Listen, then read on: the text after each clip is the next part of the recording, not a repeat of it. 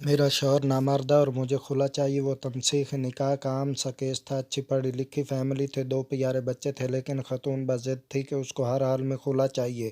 جبکہ میرا موکل مدعا علیہ شوہر شدید صدمے کی کیفیت میں تھا۔ جج صاحب اچھے آدمی تھے، انہوں نے کہا آج میاں بیوی کو چیمبر میں لے جائیں، مصالحت کی کوشش کریں، شاید بات بن جائے۔ مدعا علیہ شوہر کا وکیل ہونے کے ناطے میں نے فوری حامی بھر لی، جبکہ بیوی کے وکیل نے اس پر اچھا خاصا ہنگامہ بھی کیا، لیکن خاتون بات چیت کے لیے راضی ہو گئی۔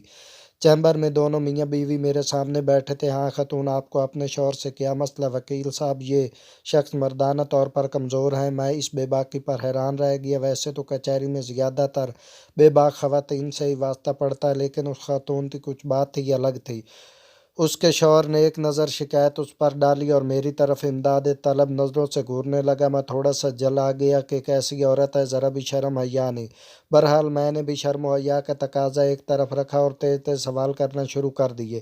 جب اس سے پوچھا کیا آپ کا اپنے مرد کے گزارا، تو کہتی ہے ماشاءاللہ 2 بچے ہیں ہمارے، یہ جسمانی طور پر تو بالکل ٹھیک ہے، تو بی بی پھر مردانہ طور پر کمزور کیسے ہوئے؟ میں نے استفسار کیا۔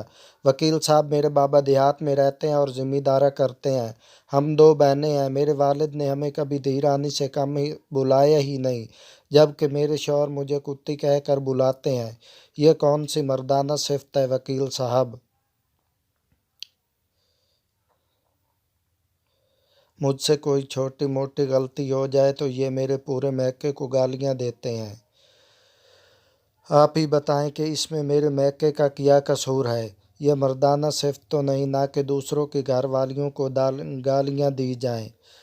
وکیل صاحب، میرے بابا مجھے شہزادی کہتے ہیں اور یہ غصے میں مجھے کنجری کہتے ہیں۔ وکیل صاحب، مرد تو وہ ہوتا ہے نہ جو کنجری کو بھی اتنی عزت دے کہ وہ کنجری نہ رہے، اور یہ اپنی بیوی کو ہی کنجری کہہ کر پکارتا ہے، یہ کوئی مردانہ بات تو نہیں ہوئی نا وکیل صاحب؟ اب آپ بتائیں، کیا یہ مردانہ طور پر کمزور نہیں ہے؟ میرا تو سر شرم سے جھک گیا۔ اس کا شوہر اس کی طرف دیکھ کر بولا، اگر یہی مسئلہ تھا تو تم مجھے بتا سکتی تھی نا، مجھ پر اس قدر ذہنی ٹارچر کرنے کی کیا ضرورت تھی؟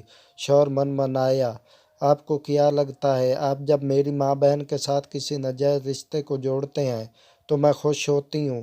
اتنے سالوں سے آپ کا کیا گیا یہ ذہنی تشدد برداشت کر رہی ہوں، اس کا کون حساب دے گا؟ بیوی کا پارا کسی طور پر کم نہیں ہو رہا تھا۔